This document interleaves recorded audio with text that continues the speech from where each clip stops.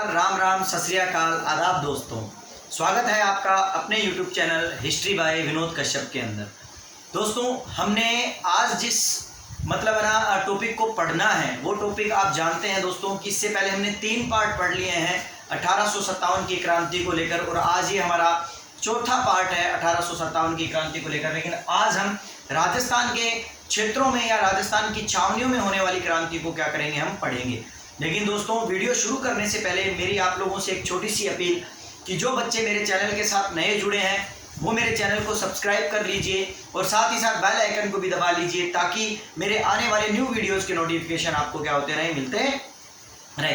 तो चलिए दोस्तों, हम शुरू करते हैं आज राजस्थान में 1857 की क्रांति। दोस्तों, इससे पीछे के वीडियो में हमने राजस्थान के अंदर पड़ने वाली 6 सैनिक छावनियों के बारे में क्या किया था, पढ़ा था। याद रखिए दोस्तों, राजस्थान के अंदर 6 सैनिक छावनियों के बारे में हमने पढ़ा था और उन 6 सैनिक छावनियों को मैंने आपको एक ट्रिक से याद करवा दिया था और साथ ही साथ उन सैनिक छावनियों की कुछ विशेषताएं भी मैंने आपको उसी दौरान बता दी थी। लेकिन आज हम जब विद्रोह के बारे में पढ़ रहे हैं तो हम इन सैनिक छावनियों में होने वाले विद्रोह को बड़े विस्तार से पढ़ेंगे। और दोस्तों, जैसा कि आपको मैंने पिछले वीडियो में ये बताया था कि 4 सैनिक छावनियों ने ही 6 में से 4 सैनिक छावनियों ने ही विद्रोह में क्या लिया था, हिस्सा लिया था या विद्रोह में क्या किया था, भाग लिया था। 2 सैनिक छावनियां ब्यावर और खेरवाड़ा, इन दोनों ने विद्रोह में क्या नहीं किया था, भाग नहीं लिया था। तो इसका मतलब हम राजस्थान के 1857 की क्रांति जब पढ़ेंगे तो सबसे पहले हम उन 4 सैनिक छावनियों के बारे में क्या करेंगे, जानकारी लेंगे। तो चलिए दोस्तों, शुरू करते हैं आज नंबर 1, जहां पर राजस्थान के अंदर सबसे पहले विद्रोह का बिगुल बजा। वो छावनी कौन सी थी, नसीराबाद की छावनी। तो हम आज पढ़ने वाले हैं नसीराबाद का विद्रोह। तो चलिए दोस्तों, नसीराबाद का विद्रोह, सबसे महत्वपूर्ण बात दोस्तों कि नसीराबाद का विद्रोह कब हुआ। इससे पहले की वीडियो में मैंने आपको बताया था कि आपको याद रखना है कि नसीराबाद का विद्रोह कब हुआ, ठीक है ना। जो निश्चित तारीख रखी गई थी उससे 3 दिन पहले, निश्चित तारीख क्या थी, 31 मई, और 31 मई से 3 दिन पहले क्या हो जाएगा, 28 मई। तो इसलिए याद रखिएगा, राजस्थान के अंदर सबसे पहले किस सैनिक छावनी में विद्रोह हुआ, नसीराबाद में विद्रोह हुआ। और कब हुआ, 28 मई को हुआ। और ये भी याद रखिएगा दोस्तों कि ये विद्रोह जो है ये कब हुआ, ये विद्रोह दोपहर को हुआ। दोपहर को 2:50 से लेकर 3 बजे के मध्य हुआ। याद रखिएगा दोस्तों, दोपहर को 2:50 से लेकर 3 बजे के क्या हुआ था, ये मध्य ये विद्रोह हुआ था। चलिए दोस्तों, सबसे पहले नसीराबाद छावनी के बारे में मैं आपको बता देता हूं। जैसा कि मैंने इससे पीछे के वीडियो में भी बता दिया था आपको कि नसीराबाद छावनी को सर्वप्रथम 1818 के अंदर बनाया गया था। और ये छावनी जो थी ये राजस्थान की 6 सैनिक छावनियों में क्या थी, सबसे पुरानी सैनिक छावनी थी। और नसीराबाद जो है, नसीराबाद कहाँ पड़ता है दोस्तों, अजमेर में पड़ता है। अब आपको समझना क्या है कि नसीराबाद की छावनी के अंदर ये क्रांति कैसे हुई। चलिए दोस्तों, मैं आपको एक छोटी सी कहानी बताता हूँ और उस कहानी के आधार पर मैं आपको ये समझाता हूँ कि नसीराबाद का विद्रोह कैसे हुआ। दोस्तों, जब देश के अंदर, भारत के अंदर 10 मई को मेरठ की क्रांति हो गई थी और मेरठ के अंदर 20वीं नेटिव इन्फेंट्री ने और 3LC सेना ने क्या कर दिया था, विद्रोह कर दिया था। तो मेरठ के से जो सैनिक जो थे वो सैनिक कहाँ थे, दिल्ली चले गए थे, जैसा कि मैंने आपको पिछले वीडियो में बताया था। लेकिन वहां पर बहुत से कुछ ऐसे सैनिक थे जो अंग्रेजों के विपरीत नहीं जाना चाहते थे, अंग्रेजों के विरुद्ध वो किसी प्रकार की कोई क्रांति नहीं करना चाहते थे। इसीलिए उन लोगों ने वहीं पर रहना क्या किया, उचित समझा। और बाद में जब दोबारा मेरठ की छावनी के ऊपर अंग्रेजों का अधिकार हुआ तो अंग्रेजों ने उन सैनिकों को, ठीक है ना, जो कि कहाँ थे, मेरठ के अंदर थे, उन सैनिकों को कहाँ भेजने का निश्चय कर लिया, ठीक है ना, राजपुताना के अंदर भेजने का निश्चय किया। और राजपुताना में कहाँ भेजने का निश्चय किया, अजमेर। याद रखिए दोस्तों, तो मेरठ से जो छावनी जो थी, मेरठ से जो छावनी थी वो कहाँ भेजी जा रही थी, अजमेर। और जैसा कि मैंने आपको बताया था दोस्तों कि 1857 की क्रांति के दौरान, उससे पहले भी और उसके दौरान भी हमारे राजस्थान का जो मुख्यालय जो था अंग्रेजों का वो कहाँ था, अजमेर में था। और 1845 में इसको ग्रीष्मकालीन के अंदर कहाँ स्थानांतरित कर दिया जाता था, माउंट आबू में कर दिया जाता था। इसीलिए दोस्तों आपको याद रखना पड़ेगा कि मेरठ से वो सैनिक जिन्होंने विद्रोह नहीं किया था उनको कहाँ भेजने का निश्चय किया, अजमेर भेजने का क्या किया, निश्चय किया। यहाँ पर आपको एक और बात समझनी पड़ेगी दोस्तों कि हमारे राजस्थान का जो AGG जो था, जिसका नाम मैंने आपको बताया था जिसका नाम क्या था दोस्तों, पैट्रिक लॉरेंस। याद रखिएगा दोस्तों, क्या नाम था, पैट्रिक लॉरेंस। 10 मई का जो विद्रोह भारत के अंदर किस छावनी में हुआ था, मेरठ की छावनी के अंदर हुआ था। 10 मई का जो विद्रोह, उस विद्रोह की खबर पैट्रिक लॉरेंस को, याद रखिएगा दोस्तों, कब पड़ी, 9 मई को, 19 मई को, सॉरी, कब पड़ी दोस्तों, 19 मई को। अर्थात पैट्रिक लॉरेंस के पास इस बात की खबर मिल गई थी कि मेरठ की छावनी ने क्या कर दिया है, विद्रोह कर दिया है। इसीलिए 19 मई को हमारे राजस्थान के एडीजी पैट्रिक लॉरेंस को विद्रोह की खबर क्या हो गई थी, मिल गई थी। अब वो जो सैनिक थे वो तो चलो दिल्ली की तरफ कूच कर गए, लेकिन जो बाकी बचे सैनिक थे उन लोगों को अजमेर भेजने का निश्चय कर लिया।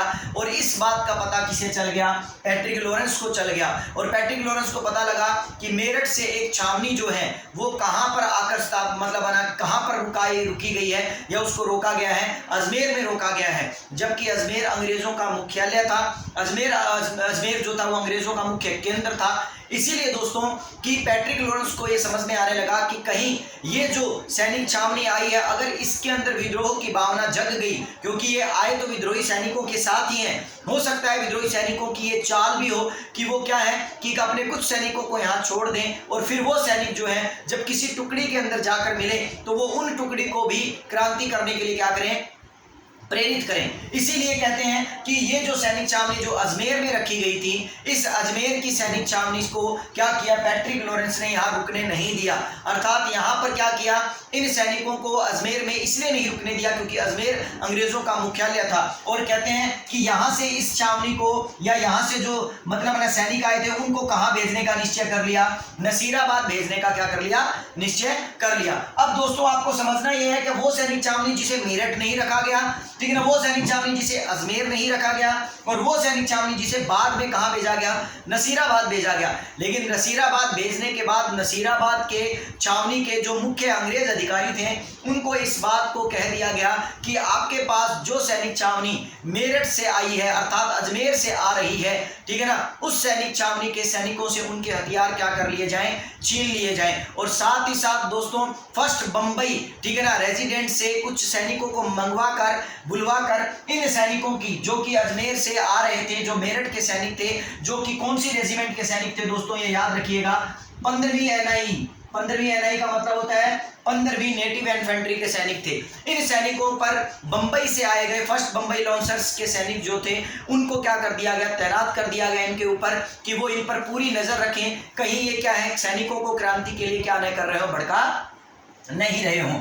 अब दोस्तों इस बात से आपको क्या समझ में आ रहा है, इस बात से आपको एक बात समझ में आनी चाहिए कि अंग्रेजी सरकार जो है या ब्रिटिश ईस्ट इंडिया कंपनी जो है, ब्रिटिश ईस्ट इंडिया कंपनी को किसी भी हाल के अंदर, ठीक है ना, इस 15वीं नेटिव इन्फेंट्री पर क्या नहीं था, विश्वास नहीं था। और शायद यही रीजन था जिसके कारण वो बार बार इनका स्थान बदल रही है, उनसे उनके क्या कर रही है, हथियार छीन रही है। और इस बात को लेकर क्या था कि यहाँ पर जो सैनिक जो थे उन सैनिकों को इस बात का पता चल गया था कि अंग्रेजी सरकार को हम पर क्या नहीं है, विश्वास नहीं है। इसीलिए दोस्तों आपको ये समझना पड़ेगा कि जैसा कि मैंने आपको पीछे एक सूत्र भी दिया था दोस्तों, मैंने आपको ये बात बोली भी थी कि यदि आपको 6 सैनिक छावनियां याद करनी है तो मैंने आपको मेरी भतीजी के नाम पर जो ट्रिक दी थी उसे अच्छी तरह याद कर लीजिए। उनमें आपको सबसे पहले क्या दिखाई देता है, एनी में ए फॉर एरिनपुरा, ठीक है, ने फॉर नसीराबाद और नी फॉर नीमच। और फिर उसके बाद मैंने कहा ब्या फॉर ब्यावर और देखे देवली और खे से खेरवाड़ा। दोस्तों इन 6 सैनिक छावनियों में नसीराबाद सबसे पुरानी मैंने बताई। और हम अब जिस विद्रोह की बात कर रहे हैं वो विद्रोह नसीराबाद में किस सैनिक छावनी ने किया, 15वीं नेटिव इन्फेंट्री ने किया। अब दोस्तों ये 15वीं नेटिव इन्फेंट्री इस बात को जान गई थी कि अंग्रेजी सरकार को हम पर विश्वास नहीं है, क्योंकि हम जो है वो कहां से आए हैं, हम लोग जो है वो मेरठ से आए हैं और इसीलिए अंग्रेजी सरकार ने हमसे हमारे हथियार छीन लिए। तो दोस्तों यहाँ पर क्या था, नसीराबाद का एक अंग्रेज अधिकारी था जिसका नाम था पिचियार्ड। याद रखिएगा दोस्तों उसका नाम क्या था, पिचियार्ड। दोस्तों उसका नाम था पिचियार्ड। ये पिचियार्ड जो अधिकारी जो था, इस पिचियार्ड अधिकारी ने सेनाओं को क्या किया, इकट्ठा किया नसीराबाद की, और नसीराबाद की जो सैनिक छावनी के जितने भी सैनिक थे उन लोगों को इकट्ठा कर कर उनको इस क्रांति के बारे में तो पता लग ही गया था, इसीलिए उन लोगों को इकट्ठा कर कर और उन लोगों को ये कहा गया पिछाड़ के द्वारा, क्या देखिए सैनिकों, हम लोग आप पर विश्वास करते हैं और आपको भी हम पर विश्वास करना चाहिए, और आपको इस 1857 की क्रांति के अंदर जो जगह जगह क्रांति हो रही है उन क्रांतियों में क्या करना चाहिए, दबाने में अंग्रेजी सरकार का, ब्रिटिश कंपनी का क्या करना चाहिए, सहयोग करना चाहिए। जब ये बात पिछाड़ ने वहां बोली तो कहते हैं दोस्तों वहां पर एक क्या था, सैनिक था, जिस सैनिक का नाम क्या था, बख्तावर सिंह। दोस्तों ये याद रखिएगा, ये नाम आपके लिए बड़ा इंपॉर्टेंट है, क्योंकि यदि हम ये कहें कि नसीराबाद में सर्वप्रथम क्रांति की आवाज उठाने वाला बंदा कौन था या आवाज उठाने वाला व्यक्ति कौन था, तो वो कौन था, बख्तावर सिंह था। अब दोस्तों वहां बख्तावर सिंह ने उसी वक्त पिछाड़ से कुछ सवाल करने शुरू कर दिए, और साथ ही साथ पिछाड़ को यह भी कहा कि यदि आपको हम पर विश्वास है तो आपने हमसे हमारे हथियार क्यों छीने, आपने हमारी बंदूकें क्यों जब्त कर ली, यदि अगर आपको हम पर विश्वास है तो आप हमें हमारी बंदूकें वापस दे दीजिए, ठीक है ना, और अगर आप हमें बंदूकें वापस नहीं देते हैं तो इसका अर्थ साफ है कि आप हम पर विश्वास नहीं करते। और कहते हैं पिछाड़ अधिकारी जो है दोस्तों यहाँ फंस गया, क्यों, क्योंकि वो जानता था कि हथियार उन्हें देने की अनुमति नहीं है, यदि हथियार दे दिए तो हो सकता है कि इन्हीं हथियारों से वो क्या कर दें, अंग्रेजों के ऊपर आक्रमण कर दें, कंपनी के ऊपर आक्रमण कर दें, छावनी को वो लूट लें, और इसीलिए कहते हैं कि उन सैनिकों के ना तो उन सैनिकों को हथियार दिए गए और न ही कोई अच्छा जवाब दे पाए, इसीलिए बख्तावर सिंह और अन्य सैनिकों के अंदर एक क्रांति का क्या हो गया, मतलब ना सूत्रपात हुआ, एक क्रांति की क्या होगी, लहर दौड़ने लगी। उन्हें लगने लगा कि इससे अच्छा हमारे मेरठ के वो साथी थे जिन्होंने क्रांति कर कर दिल्ली की तरफ क्या कर गए, कूच कर गए, और इसीलिए कहते हैं बख्तावर सिंह की उस आवाज के ऊपर पूरी की पूरी 15वीं नेटिव इन्फेंट्री जो थी वो विद्रोह करने के लिए क्या हो गई, खड़ी हो गई। और कहते हैं 15वीं नेटिव इन्फेंट्री के साथ बाद में कुछ समय बाद कौन सी नेटिव इन्फेंट्री मिल गई दोस्तों, 30वीं नेटिव इन्फेंट्री भी क्या हो गई, मिल गई। और इस तरह 15वीं नेटिव इन्फेंट्री के विद्रोह करने के बाद, ठीक है ना, 30वीं इन्फेंट्री मिली है दोस्तों, याद रखिएगा। 15वीं नेटिव इन्फेंट्री के विद्रोह करने के बाद यहाँ बख्तावर सिंह के नेतृत्व में, या ये कह सकते हैं कि 15वीं नेटिव इन्फेंट्री ने पूरे के पूरे नसीराबाद छावनी को क्या कर लिया, अपने कब्जे में ले लिया। इस पूरे के पूरे नसीराबाद छावनी को उन्होंने क्या किया, लूटा, और इस लूटने के दौरान उनके अधिकार में कुछ अंग्रेज अधिकारी हत्थे चढ़ गए। जिन अंग्रेज का अधिकारियों में एक अंग्रेज अधिकारी था जिसका नाम था न्यूबरी, एक अंग्रेज अधिकारी था जिसका नाम था स्पोर्ट्सवुड या स्पोर्टिसवुड भी इसका नाम आ जाता है, और एक अंग्रेज अधिकारी था जिसका नाम था कर्नल पन्नी।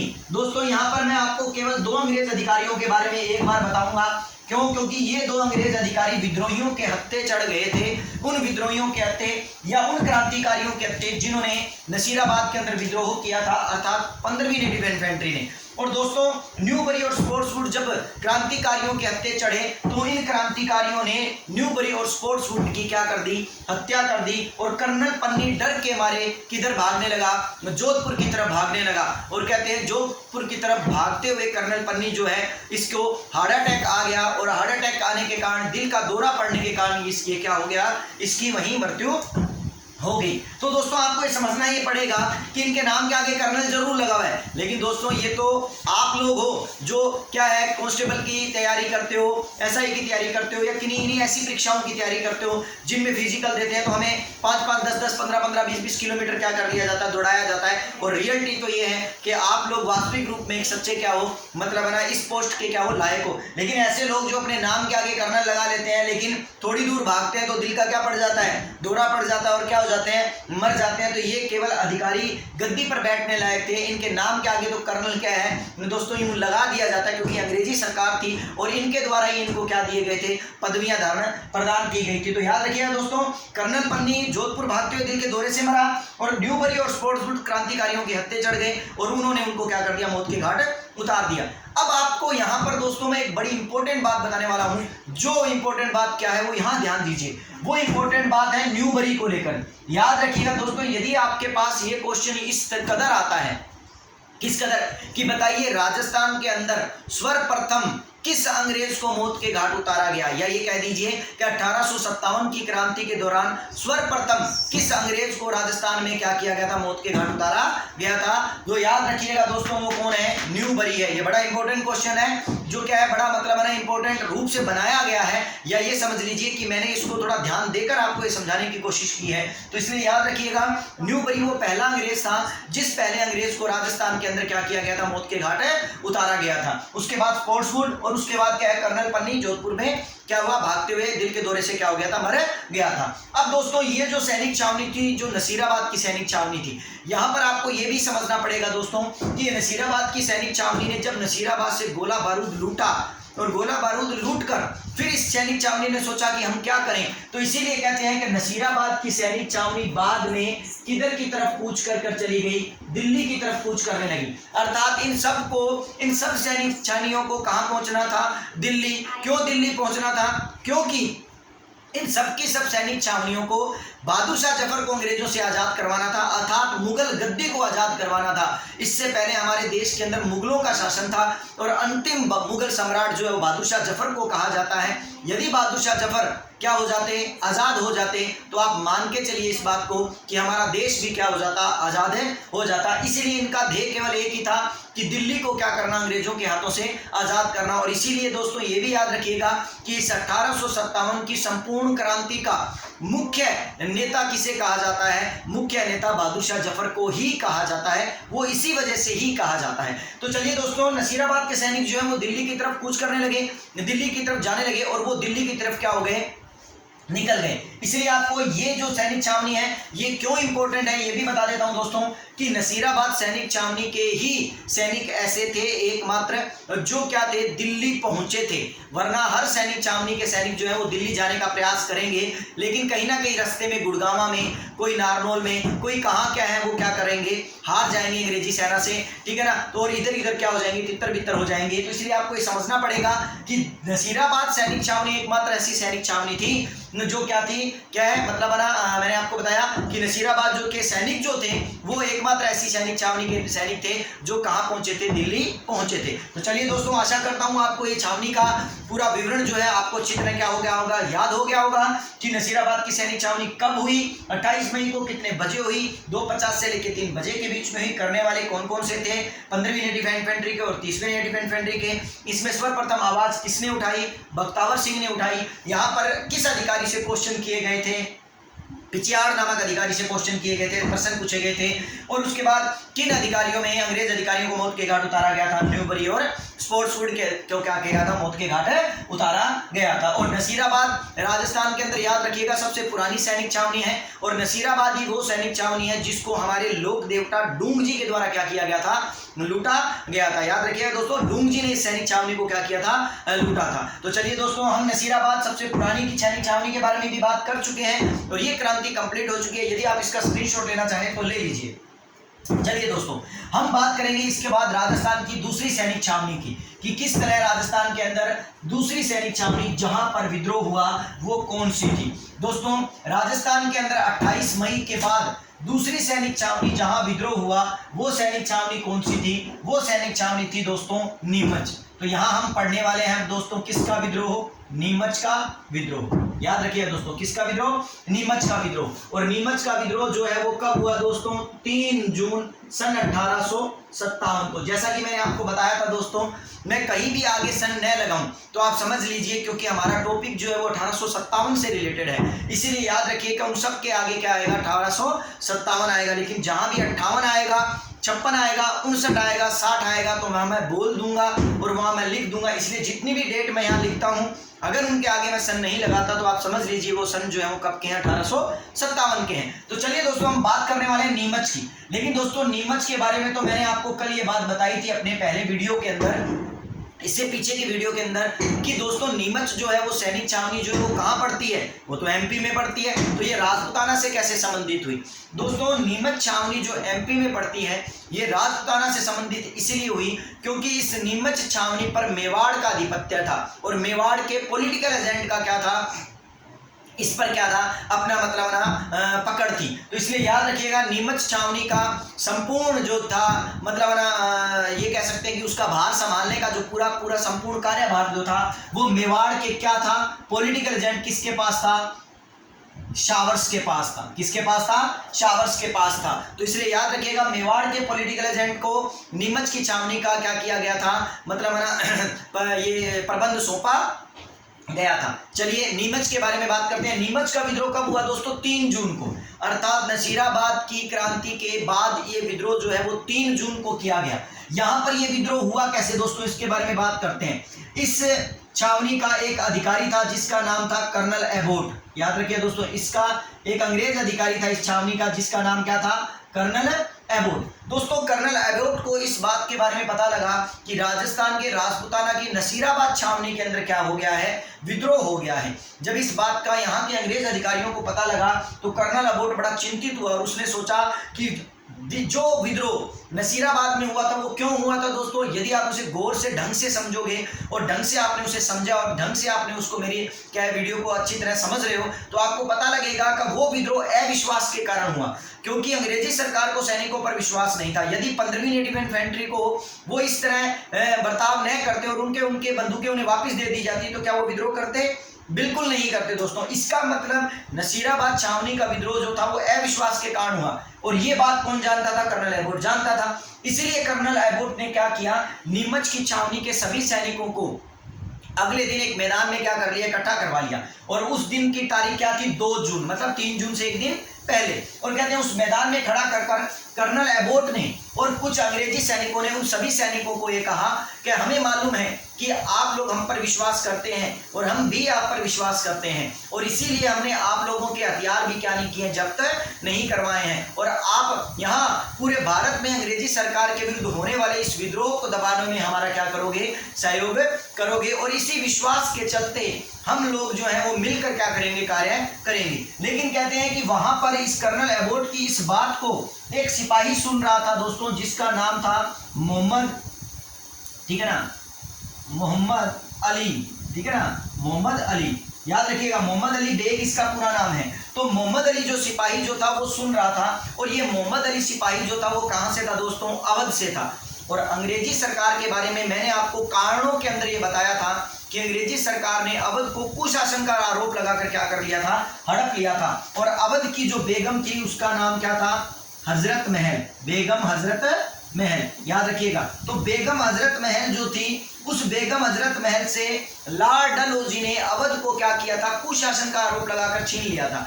लेकिन अंग्रेजी सरकार के द्वारा बाद में ये कहा गया था कि हम ये जो क्षेत्र है अवध का, हम क्या करेंगे? रानी बेगम हजरत महल को क्या करेंगे? सौंप देंगे, तो आप हम पर विश्वास कीजिए। लेकिन अंग्रेजी सरकार ने अपने इस क्या था वादे को पूरा नहीं किया था, जिसके बारे में कौन जानता था? मोहम्मद अली अच्छी तरह जानता था। और इसीलिए दोस्तों याद रखिएगा, मोहम्मद अली ने उसी वक्त उसी छावनी में 2 जून को, ठीक है ना, आवाज उठाई और आवाज उठाते हुए कर्नल एबोट के विरुद्ध एक बात बोली और कहा कि आपको हम पर विश्वास होगा, हमें आप पर बिल्कुल विश्वास नहीं है, क्योंकि आपने वादा किया था, ठीक है ना, और उस वादे को आपने निभाया नहीं। और वादा किस वादे की बात कर रहा हूं मैं? अवध को वो राज्य जो है उसकी बेगम को देने का। तो इसीलिए क्या है कि अवध के इस सैनिक ने नीमच के अंदर क्या किया था? पूर्ण रूप से क्या कर दिया था? कर्नल एबोट के सामने एक प्रकार से विद्रोह की जो चिंगारी जो थी वो क्या कर दी थी? मतलब ना जला दी थी। और इसीलिए ऐसा कहते हैं कि जब ये मोहम्मद अली ने यहाँ आवाज उठाई तो मोहम्मद अली के साथ इसी छावनी का एक और सैनिक था जिसका नाम क्या था? हीरा सिंह। और कहते हैं कि मोहम्मद अली और हीरा सिंह के नेतृत्व में नीमच के सैनिक छावनियों के मतलब सैनिकों ने 3 जून को क्या कर दिया? मतलब अगले दिन 3 जून को नीमच की छावनी में क्या कर दिया दोस्तों? विद्रोह कर दिया। अब दोस्तों यहाँ पर एक बात आपको यहाँ ये समझनी पड़ेगी कि जिस तरह मोहम्मद अली बोला था उस बात को कर्नल एबोट अच्छी तरह क्या कर चुका था? पहचान गया था। और शायद यही रीजन था, जब वो अच्छी तरह उसे पहचान गया था तो क्या कहते हैं कि यहाँ पर अंग्रेज जो अधिकारी जो थे वो रातों रात क्या हो गए थे? मतलब है ना, अपने कुछ जितने भी अंग्रेज अधिकारी थे उनकी कुछ संख्या थी, आपको बता देता हूं। उन अंग्रेज अधिकारियों की कुल संख्या कितनी थी? 40। मतलब 40 अंग्रेज अधिकारी और उनका परिवार, जिसमें स्त्री और पुरुष भी थे कुछ, ठीक है ना, वो सब लोग रातों रात क्या करने लगे? नीमच की छावनी को छोड़कर। अब मैं आपको दोस्तों थोड़ा सा राजस्थान के मैप की तरफ ले चलता हूँ। ये एक विषम कोणीय चतुर्भुजाकार का इधारकार राजस्थान का मैप है, और नीमच दोस्तों यहाँ पड़ता है एमपी के अंदर। अब नीमच यहाँ पड़ता है, और नीमच बिल्कुल करीब किस जिले के पास है राजस्थान के अंदर?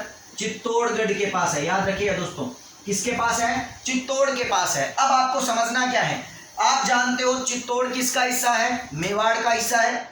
और मेवाड़ का पॉलिटिकल एजेंट कौन है? शावर्स है। तो यहाँ पर ये 40 अंग्रेज अधिकारी जो है वो अपनी जान बचाने के लिए, क्योंकि इन्हें मालूम था यदि हम विद्रोहियों के हत्थे चढ़ गए तो विद्रोही हमें क्या कर देंगे? मार देंगे। और इसीलिए ऐसा कहते हैं कि यहाँ से ये 40 अंग्रेज अधिकारी जो हैं वो अपनी जान बचाने के लिए नीमच से निकलकर चित्तौड़ अर्थात मेवाड़ की तरफ चलने लगे और चित्तौड़ में पहुंच गए। और चित्तौड़ के अंदर एक छोटा सा गांव पड़ता है दोस्तों, जिस गांव का नाम क्या है? डूंगला। याद रखिएगा दोस्तों, उस गांव का नाम क्या है? डूंगला। और वो चित्तौड़ के डूंगला नामक गांव के अंदर पहुंचे और डूंगला नामक गांव में पहुंचे तो वहां पर एक रुंगा राम नाम का किसान था। रुंगा राम नाम के किसान ने उन 40 अंग्रेज अधिकारियों को अपने यहाँ क्या दे दी?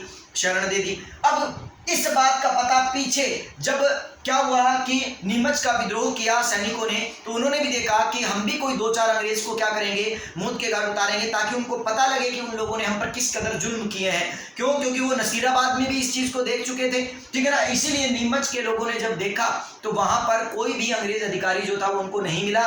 और इसी वजह से कहते हैं कि यहाँ पर नीमच से विद्रोही जो है घोड़े लेकर क्या करने लगे? चित्तौड़ की तरफ क्या करने लगे? आने लगे, जो कि कहाँ आना चाहते थे? डूंगला, क्योंकि वो जानते थे कि वो डूंगला की तरफ निकले हैं। और क्या हुआ कि उनको पकड़ने का क्या कर लिया? उन्होंने निश्चय कर लिया। तो आपको समझना ये पड़ेगा दोस्तों कि नीमच से अंग्रेज अधिकारी जो थे 40 लोग जो थे वो पा करके कहा, मतलब पापा मतलब पैर, मतलब अर्थात पैदल ही वो किधर की तरफ निकल गए? डूंगला की तरफ। लेकिन साहब आप जानते हो कि उस समय क्रांतिकारी थे और क्रांतिकारी सैनिकों के पास क्या थे? दुगड़क थे। और उन्होंने क्या किया? उन पापा के पीछे क्या लगा दिया? दुगड़क लगा दिया। और कहते हैं घोड़े लगाने के बाद डूंगला नामक जगह पर रुंगाराम किसान के घर के अंदर उन्हें क्या कर लिया? पकड़ लिया और वहीं कैद कर लिया। अब इस बात का पता दोस्तों किसे लग गया? शावर्स को, कि भाई मेवाड़ के अंदर नीमच की जो छावनी थी, ठीक है ना, जिस पर शावर्स का अधिकार था, वहां पर उसके भाई बंधु उसके 40 अंग्रेज जो है वो क्या है? मतलब खतरे में है। तो शावर्स तुरंत पहुंचा कहां? मेवाड़ के महाराणा के पास। दोस्तों याद रखिएगा, शावर कहां पहुंचा? मेवाड़ के महाराणा के पास। और मेवाड़ के महाराणा उस वक्त कौन थे? स्वरूप सिंह।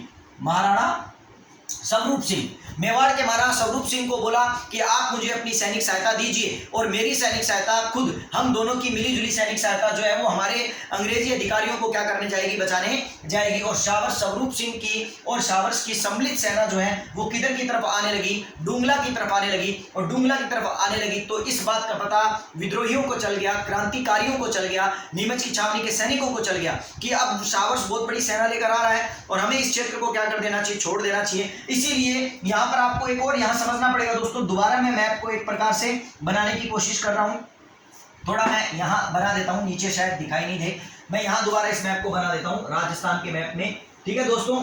जैसे मान लीजिए यहाँ नीमच, यहाँ चित्तौड़, यहाँ दोस्तों, और दिल्ली आप जानते हो कहाँ? यहाँ। अब मैंने आपको बताया था कोई भी सैनिक छावनी के सैनिक जो है वो कहाँ जाएंगे? दिल्ली जाएंगे।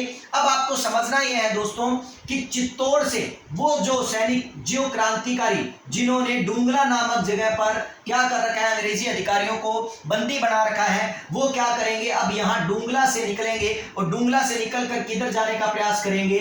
दिल्ली जाने का प्रयास करेंगे। और यहीं पर मैं आपको ये समझाना चाहता हूं कि जब वो डूंगला से दिल्ली की तरफ निकलने लगे तो बीच रास्ते के अंदर ऊपर की तरफ एक रियासत पड़ती है दोस्तों, जिस रियासत का नाम क्या था? टोंक। याद रखिएगा दोस्तों, उस रियासत का नाम क्या था? टोंक। अब आप सोचोगे सर आप टोंक के बारे में क्यों बता रहे हो? दोस्तों इस टोंक के बारे में एक बार मैं यहाँ रोक रहा हूं, लेकिन हम इसके बारे में आगे बताऊंगा कि ये क्यों बताया जा रहा है। तो इसलिए याद रखना, क्रांतिकारी जो है वो कहां की तरफ कूच करने के लिए निकल पड़े? दिल्ली की तरफ। और पीछे से कैप्टन जो शावर्स जो था वो आया और उसने डूंगला नामक जगह से रुंगाराम किसान के घर से उन 40 अंग्रेजों को क्या कर लिया? बचा लिया। अब वो 40 के 40 अंग्रेज लोगों को उदयपुर ले आया और उदयपुर लाकर महाराणा किसको सौंप दिया? स्वरूप सिंह को सौंप दिया कि आप इनको अपनी शरण में रखिए। और महाराणा स्वरूप सिंह ने इन 40 अंग्रेज अधिकारियों को पिछोला झील के अंदर स्थित जग मंदिर के महलों में क्या दी? शरण दी। तो इसलिए याद रखिएगा, ये क्वेश्चन बड़ा इंपॉर्टेंट है दोस्तों कि 40 अंग्रेज अधिकारियों को शरण देने वाला शासक कौन था? मेवाड़ का स्वरूप सिंह। और सबसे बड़ी बात यह है कि उनकी शरण कहां दी गई? ठीक है ना, पिछोला झील में स्थित जग मंदिरों में दी गई। जिन जग मंदिरों का निर्माण कार्य शुरू किसने किया था? कर्ण सिंह के द्वारा। और खत्म किसने किया था? कर्ण सिंह के पुत्र जगत सिंह प्रथम के द्वारा। तो इसलिए याद रखिएगा दोस्तों कि इनको शरण वहां दी गई। अब इंपॉर्टेंट क्वेश्चन एक और आता है दोस्तों, क्या आता है कि इन 40 अंग्रेज अधिकारियों को जब पिछोला झील के अंदर बने जग मंदिर के महलों के अंदर शरण दे दी गई तो इनकी देखभाल के लिए किस व्यक्ति को नियुक्त किया गया। यहां पर आपको ये क्वेश्चन बड़ा इंपॉर्टेंट याद रखना है दोस्तों। वो व्यक्ति कौन था? गोकुलचंद मेहता। गोकुलचंद मेहता। तो इसलिए याद रखिएगा दोस्तों, गोकुलचंद मेहता को उन 40 अंग्रेज अधिकारियों की देखभाल, खान पान, रहन सहन की सुविधा का मतलब बड़ा पूर्ण रूप से ख्याल रखने के लिए वहां पर नियुक्त कर दिया गया। किसे नियुक्त कर दिया गया? गोकुलचंद मेहता को नियुक्त कर दिया गया।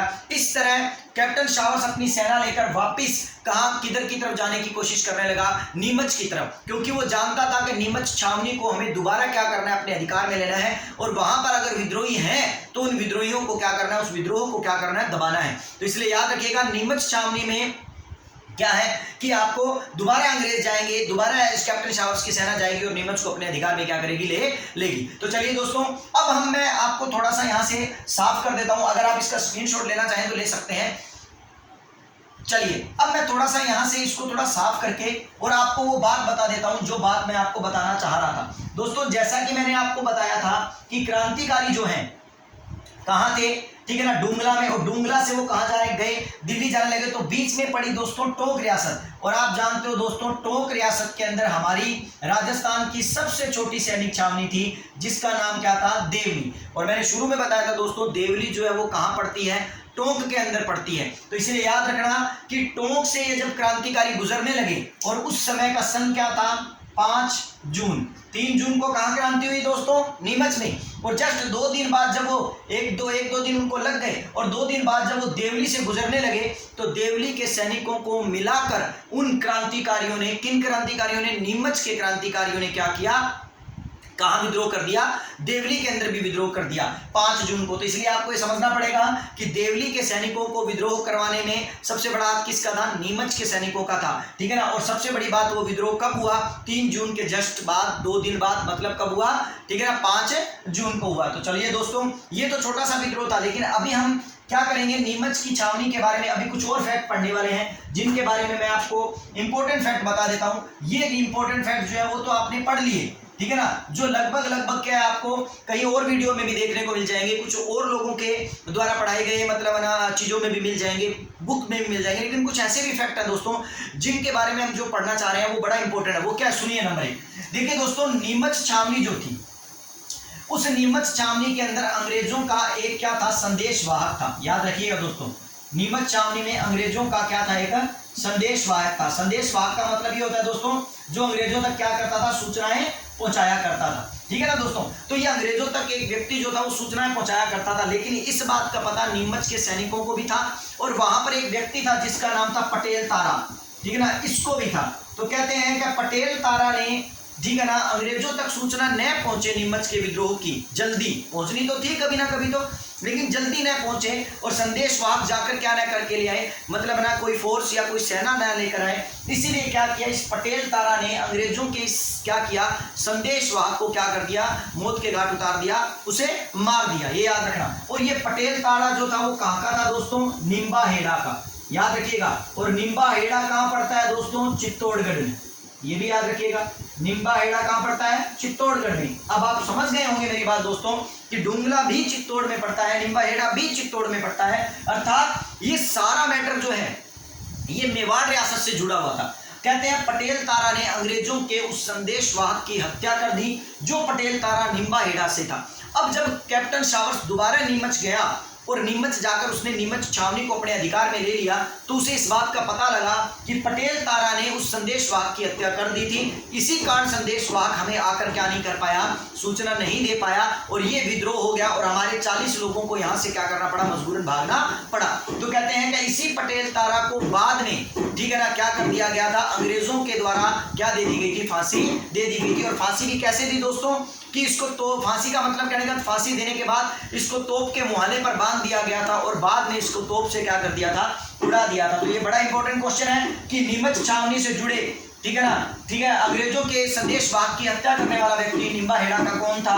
पटेल तारा था। एक क्वेश्चन तो नीमच का दोस्तों ये बनता है जो बड़ा इंपॉर्टेंट था। चलिए हम दूसरा नीमच से जुड़ा इंपॉर्टेंट फैक्ट जान लेते हैं। अभी मैंने आपको दोस्तों एक बात बताई, क्या बताई?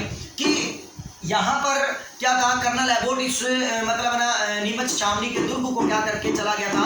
छोड़कर चला गया था। तो दोस्तों आपको ये याद रखना पड़ेगा कि वो नीमच छावनी के दुर्ग को यदि छोड़कर चला गया है तो पीछे से कोई ना कोई तो उस छावनी के दुर्ग को क्या करेगा या छावनी को क्या करेगा, कंट्रोल करेगा। तो वहां पर एक अंग्रेज अधिकारी ऐसा था जिसको नीमच की छावनी क्या की गई थी, उसको नेतृत्व में दे दी गई थी और बाकी सब अंग्रेज लोग वहां से क्या हो गए थे, भाग गए थे। उस अंग्रेज अधिकारी का नाम क्या था दोस्तों, मैकडोनाल्ड। याद रखिएगा, मैकडोनाल्ड ने, ठीक है ना, नीमच की छावनी के दुर्ग की रक्षा करने का बड़ा प्रयास किया, लेकिन कहते हैं मैकडोनाल्ड जो था वो क्रांतिकारियों के हत्थे चढ़ गया था और क्रांतिकारियों से लड़ता हुआ वो क्या हो गया था, मारा गया था। उसकी बीवी बच्चे भी जो थे वो भी क्या हो गए थे, मारे गए थे। चलिए दोस्तों, ये नीमच के कुछ 2 फैक्ट थे और अंतिम एक तीसरा फैक्ट और बताऊंगा। जैसा कि मैंने बताया दोस्तों, नीमच छावनी मेवाड़ से जुड़ी है, मेवाड़ से जुड़ी है और ये सारी घटनाएं भी कहाँ हो रही है, मेवाड़ में हो रही है। पटेल तेल तारा जैसे लोग भी किसमें, मेवाड़ में है। और सबसे बड़ी बात, रूंगाराम किसान के घर जो घटना हुई डुंगला नामक क्षेत्र, वो भी चित्तौड़ में था, मेवाड़ में था।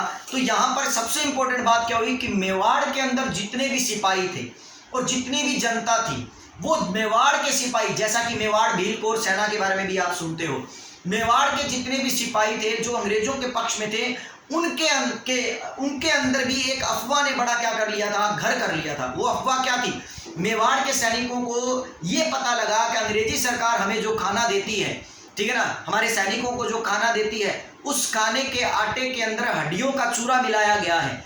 अब इस बात की अफवाह को लेकर मेवाड़ के सैनिकों के अंदर भी बड़ा रोष था और अगर इस अफवाह का खात्मा नहीं किया जाता तो दोस्तों मैं आपको बता दूं कि मेवाड़ जो है वो स्वरूप सिंह के हाथ से निकल जाता, या ये कह सकते हैं कि मेवाड़ में भी स्वरूप सिंह को एक बहुत बड़ी मतलब विद्रोह का क्या करना पड़ता, सामना करना पड़ता। लेकिन यहाँ पर आपको मैं बताने वाला क्या हूँ, और तीसरा इंपॉर्टेंट फैक्टर क्या है वो मैं आपको ये बता रहा हूँ कि मेवाड़ में जब इस अफवाह का क्या हुआ, मतलब खूब प्रसार हो गया सैनिकों के बीच में, तो कहते हैं कि इस अफवाह को समाप्त करने वाला व्यक्ति कौन था, इस अफवाह को समाप्त करने वाला व्यक्ति था अर्जुन सिंह, ठीक है ना, याद रखिएगा दोस्तों, कौन था, अर्जुन सिंह। अब आप कहोगे सर अर्जुन सिंह ने इस अफवाह को समाप्त कैसे किया, चलो मैं पूरा नाम लिख देता हूं इसका, अर्जुन सिंह सहीवाल, ठीक है ना। अर्जुन सिंह सहीवाल ने इस अफवाह को समाप्त कैसे किया, अर्जुन सिंह सहीवाल ने इस अफवाह को समाप्त ऐसे किया दोस्तों कि उसने उन्हीं सैनिकों को इकट्ठा कर उन्हीं सैनिकों से पूछा कि आप बताइए आपको अफवाह क्या है। उन्होंने कहा सर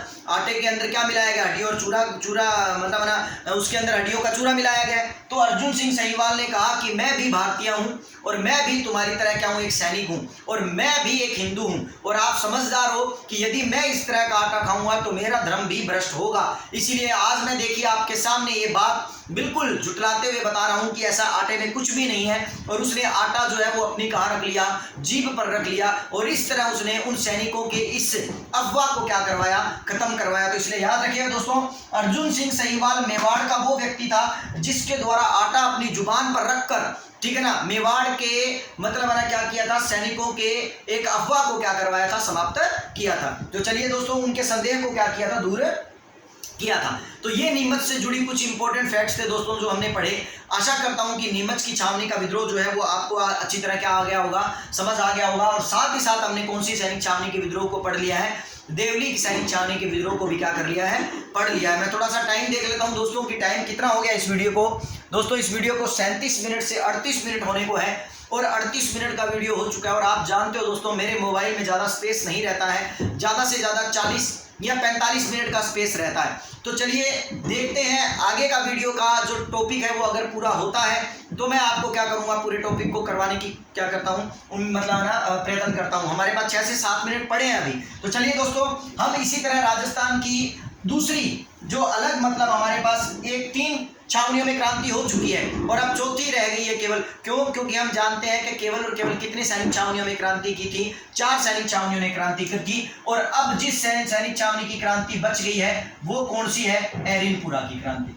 तो एरिनपुरा का विद्रोह, एरिनपुरा का विद्रोह दोस्तों, जैसा कि मैंने आपको बताया था, एरिनपुरा जो है वो कहाँ पड़ता है, पाली के अंदर पड़ता है। कहाँ पड़ता है दोस्तों, पाली के अंदर पड़ता है। दूसरी बात, एरिनपुरा के बारे में मैंने आपको एक इंपॉर्टेंट बात और भी बताई थी कि यही वही सैनिक छावनी है जिसमें सबसे लंबा क्या चला है, विद्रोह चला है। सबसे लंबा विद्रोह किस सैनिक छावनी में चला, तो याद रखिएगा एरिनपुरा में चला। अब इसे याद रखना है तो दोस्तों आपके सामने वर्ड लिखा हुआ है पूरा, पूरा का मतलब ही क्या होता है, बड़ा, अर्थात लंबे समय तक किया जाने वाला काम, अर्थात जिसको पूरा किया हो। और पूरा अगर कोई काम करते हैं तो उसमें समय लगता है, तो इसलिए आप समझ जाइए जो काम पूरा करेंगे उसमें क्या होगा, लंबा समय लगेगा। अर्थात सबसे लंबा विद्रोह किस छावनी ने किया, एरिनपुरा ने किया। और ये विद्रोह जो है वो कब किया गया दोस्तों, 21 अगस्त को किया गया। ये भी याद रखिएगा दोस्तों, 21 अगस्त को किया गया। टाइमिंग का थोड़ा सा ध्यान रख लेता हूं दोस्तों मैं, ताकि इसके बाद क्या है हम अपने वीडियो को पूर्ण कर पाए। चलिए, अब ये विद्रोह जो था दोस्तों कब किया गया, 21 अगस्त को किया गया। चलिए, अब इंपॉर्टेंट बात ये आती है कि ये विद्रोह 21 अगस्त को कैसे हुआ, किस तरीके से हुआ। तो दोस्तों मैं आपको बता दूं, इस विद्रोह को करने वाले कौन कौन से लोग थे। एक तो थे दोस्तों पूर्बिया सैनिक। कौन थे, पूर्बिया सैनिक। और इन पूर्बिया सैनिकों का नेतृत्व कर रहे थे कुछ लोग जिनको याद रखने की ट्रिक है MTS। याद रखिए दोस्तों, पूर्बिया सैनिकों का नेतृत्व करने वाले जो लोग थे वो कौन थे, MTS।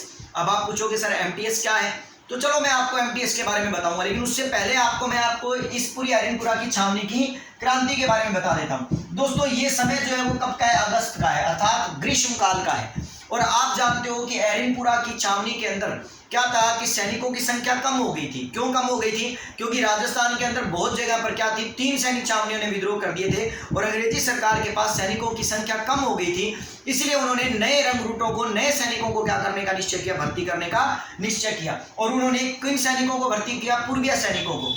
अब नए सैनिकों को भर्ती करने के बाद इन सैनिकों को राइफल का प्रयोग करवाने के लिए या बंदूकों को चलवाने के लिए, उनको सिखाने के लिए उनको कहां भेजा गया, माउंट आबू। क्योंकि ये ग्रीष्म काल की बात कर रहे हैं और ग्रीष्म काल के अंदर उनका मुख्यालय क्या था दोस्तों, माउंट आबू। तो कहते हैं माउंट आबू क्या किया गया, इन पूर्बिया सैनिकों को बंदूक चलाने के लिए वहां भेजा गया। और वहां पर क्या था, बंदूक चलाने का प्रशिक्षण जो था वो कौन देता था, पैट्रिक लॉरेंस का बेटा दिया करता था दोस्तों, याद रखिएगा, जिसका नाम था अलेक्जेंडर। याद रखिएगा ये व्यक्ति कौन है, पैट्रिक लॉरेंस का बेटा है, जो राजस्थान का AGG है उसका बेटा है। पैट्रिक लॉरेंस ने क्या किया कि उनको बंदूक चलाने का क्या किया था, प्रशिक्षण दे रहा था। लेकिन कहते हैं किसी बात को लेकर विद्रोहियों के मध्य, जब इन विद्रोहियों को ये पता लगा कि नसीराबाद, नीमच और अन्य जगहों पर क्रांति कर दी है, तो इनके अंदर हौसला हुआ और इन्होंने भी क्रांति करने का क्या कर लिया, निश्चय कर लिया। और कहते हैं कि माउंट आबू के अंदर ही इन्होंने वहां पर अंधाधुंध फायरिंग कर दी और अंधाधुंध फायरिंग में अलेक्जेंडर क्या हो गया, मारा गया।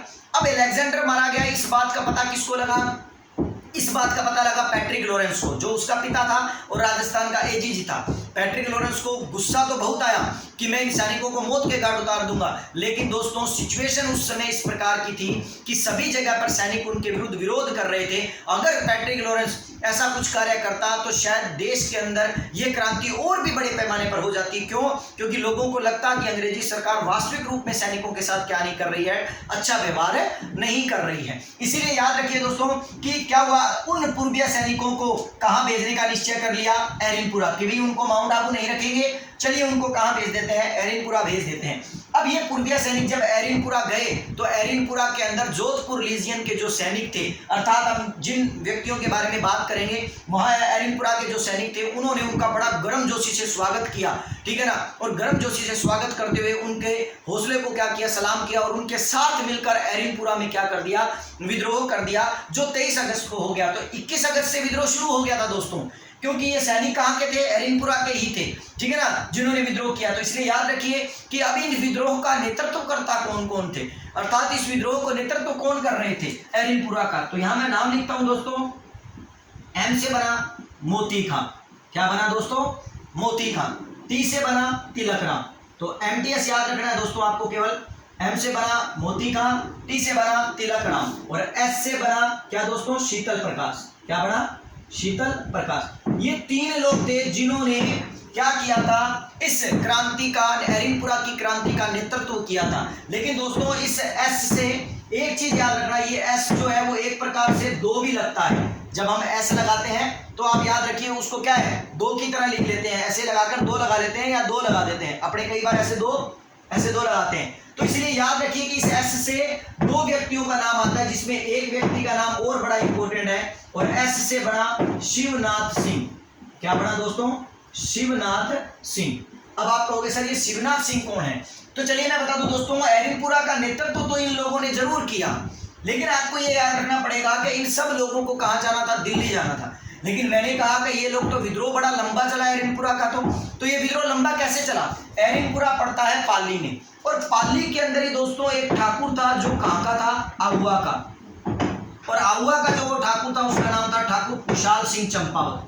क्या नाम था दोस्तों, ठाकुर कुशाल सिंह चंपावत। तो याद रखिए दोस्तों, आहुआ के इस ठाकुर कुशाल सिंह चंपावत ने, आज फिर खटखट चालू हो गई है दोस्तों, मेरे पड़ोस में मकान जो है वो पता नहीं कब बनेगा या कब टूटेगा ये, और टूट कर कब बनेगा ये, वरना क्या है मेरे मतलब इसमें खटखट खटखट खटखट क्या रहती है, चालू ही रहती है। आप सोचिए, तो वीडियो में आ रही है, तो हम जब सो रहे होते हैं दोपहर में या कभी रेस्ट करना होता है तो वो भी क्या है, ये लगे ही रहते हैं। चलिए दोस्तों, आहुआ का ठाकुर जो था कुशाल सिंह चंपावत था।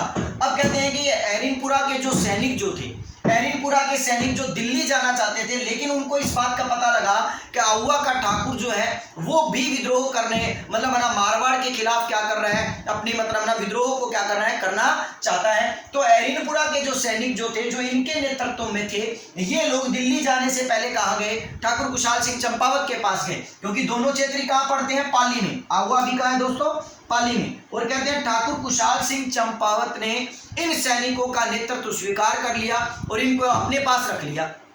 अब ये तो ठाकुर कुशाल सिंह चंपावत से मिल गए, इसीलिए याद रखिए एरिनपुरा के विद्रोह में हम किसका विद्रोह पढ़ते हैं, आहुआ का भी पढ़ते हैं। तो आहुआ अकेला विद्रोह नहीं है, आहुआ का विद्रोह करने वाले कौन है, एरिनपुरा के ही सैनिक है। इसीलिए आहुआ को किस में काउंट कर पढ़ेंगे, हम एरिनपुरा में काउंट कर पढ़ेंगे, और इसीलिए इस सैनिक छावनी का विद्रोह हम क्या मानते हैं, सबसे लंबा मानते हैं। चलिए दोस्तों, नेक्स्ट बात करते हैं इसके बाद। अब आप कहोगे सर इस शिवनाथ के बारे में तो बताइए, तो चलिए शिवनाथ के बारे में बता देते हैं। अब सेना की कुछ टुकड़ी जो थी वो हमें दोस्तों कहाँ भेजनी थी, सेना की हमें कुछ टुकड़ी दिल्ली भेजनी थी। इसलिए कहते हैं कि ये सैनिक तो यहाँ रुक गए, लेकिन कुछ सैनिक जो हैं वो क्या थे, शिवनाथ सिंह के नेतृत्व में। और ये शिवनाथ जो था वो कहाँ का मतलब बना व्यक्ति था, ईडर। ईडर का मतलब क्या है, डूंगरपुर। डूंगरपुर का शासक मान लीजिए, डूंगरपुर का नेता मान लीजिए, डूंगरपुर का विद्रोही मान लीजिए आप। ये ईडर राज्य का विद्रोही नेता था शिवनाथ सिंह, और इस शिवनाथ सिंह के नेतृत्व में कुछ सैनिक जो है वो कहाँ कूच कर गए, दिल्ली की तरफ कूच कर गए। और जब वो दिल्ली की तरफ कूच कर रहे थे, तो दिल्ली की तरफ कूच करते हुए उन लोगों ने नारा लगाया, चलो दिल्ली मारो फिरंगी, चलो दिल्ली और मारो फिरंगी। तो इसीलिए दोस्तों हम यहाँ क्वेश्चन पढ़ते हैं कि बताइए चलो दिल्ली मारो फिरंगी नारा किस सैनिक छावनी ने दिया। यहाँ हम पढ़ते हैं चलो दिल्ली मारो फिरंगी का नारा किस सैनिक छावनी ने दिया, एरिनपुरा सैनिक छावनी ने दिया। लेकिन अगर क्वेश्चन ये आएगा किसके नेतृत्व में दिया गया, तो याद रखिएगा शिवनाथ सिंह के नेतृत्व में दिया गया था, जो कहाँ का था, ईडर राजा का था, डूंगरपुर का था। तो चलिए दोस्तों, अब हम आ गए हैं कहाँ पर, आहुआ के अंदर। इसका मतलब अब ठाकुर कुशाल सिंह चंपावत एरिनपुरा के सैनिकों को लेकर क्या करेगा, विद्रोह करेगा।